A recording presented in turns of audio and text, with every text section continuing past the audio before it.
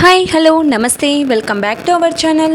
నేను మీ రాజేశ్వరి. అందరూ ఎలా ఉన్నారు? ఈరోజు మనం ఈ వీడియోలో అక్షయ తృతీయ గురించి తెలుసుకుందాం. అంటే అక్షయ తృతీయ అంటే ఏమిటి, ఆ రోజు మనం ఏం చెయ్యాలి? మన హిందూ పండుగలలో అక్షయ తృతీయ పర్వదినానికి ప్రత్యేక స్థానం ఉంది. ఈ పండుగ వైశాఖ శుద్ధ తదియ నాడు వస్తుంది. ముందుగా మనం అక్షయ తృతీయ ఎలా వచ్చిందో తెలుసుకుందాం. సూర్యభగవానుడు వనవాసంలో ఉన్న పాండవులకు అక్షయ పాత్ర ఇచ్చాడట. అక్షయం అంటే ఎప్పటికీ నాశనం కానిది, అంటే స్థిరంగా నిలుచున్నది అని అర్థం.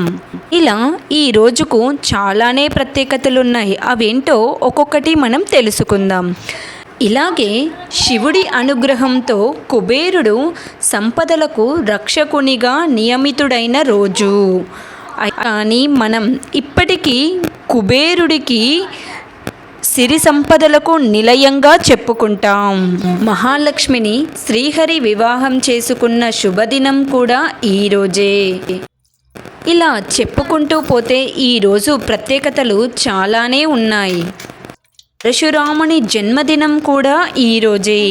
పవిత్ర గంగానది భూమిని తాకిన పర్వదినం ఈరోజు. అలాగే శ్రీకృష్ణుడు తన బాల్యమిత్రుడైన కుచేలుడిని కలుసుకున్న రోజు. పేదవాడైన కుచేలుడు శ్రీకృష్ణుని కలిసి ప్రేమతో 4 అటుకులు సమర్పిస్తే ఆ అటుకులు శ్రీకృష్ణుడు ఇలా నోట్లో వేసుకోగానే కుచేలుడు సిరి సంపదలకు అధిపతిగా అయ్యాడని చాగంటి గారు కుచోలోపాఖ్యానంలో తెలియజేశారు. అలాగే వ్యాస మహర్షి మహాభారతంను వినాయకుని సహాయంతో వ్రాయడం మొదలుపెట్టిన రోజు కూడా ఇదే. కానీ ఇప్పటికీ మనం మహాభారతం గురించి చదువుతున్నాం, తెలుసుకుంటున్నాం. అంటే ఈ రోజున మొదలుపెట్టిన పనులు స్థిరంగా ఉంటాయని తెలియడానికి వీటి యొక్క నిదర్శనం అన్నమాట. ఇప్పుడు మనం అక్షయ తృతీయ యొక్క విశిష్టతను తెలుసుకున్నాం కదా. అయితే ఈరోజు మనం ఏం చెయ్యాలి, మనం అక్షయ తృతీయ రోజు ఏం పాటించాలో తెలుసుకుందాం. ఈ రోజున మనం లక్ష్మీదేవిని పూజించాలి.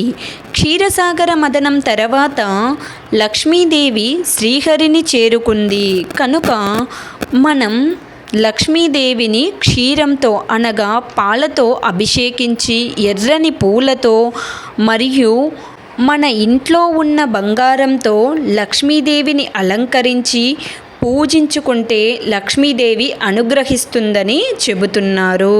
అలాగే ఈరోజు ఎటువంటి పనులు చేయాలో కూడా మనకు ధర్మాలు చెబుతున్నాయి. అక్షరాభ్యాసాలు అక్షయ తృతీయ రోజు జరుపుకోవచ్చు అని చెబుతున్నారు. ఈ రోజున వ్రతం చేసినా, ఏ పూజ చేసినా, ఏ హోమం నిర్వహించినా ఫలితం స్థిరంగా ఉంటుంది. అలాగే ఈరోజు దాన ధర్మాలు చేయాలని కూడా మన హిందూ ధర్మం చెబుతుంది.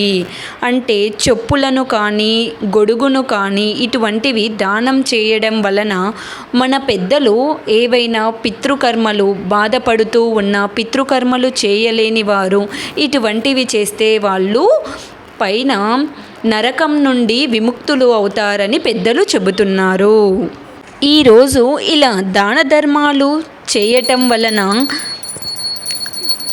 అద్భుతమైన ఫలితం లభిస్తుందని నారద పురాణం చెబుతుంది. అంతేకాని ఎక్కడ ఏ పురాణంలోనూ బంగారం ఈరోజు కొనాలి అని ఎవ్వరూ చెప్పటం లేదు. కనుక అప్పులు చేసి మరీ మనం బంగారు కొననవసరం లేదు. ఈ వీడియో మీకందరికీ యూస్ఫుల్ అవుతుందని ఆశిస్తూ ఇట్లు మీ Rajeshwari. Video like, share, subscribe our channel. Thanks for watching.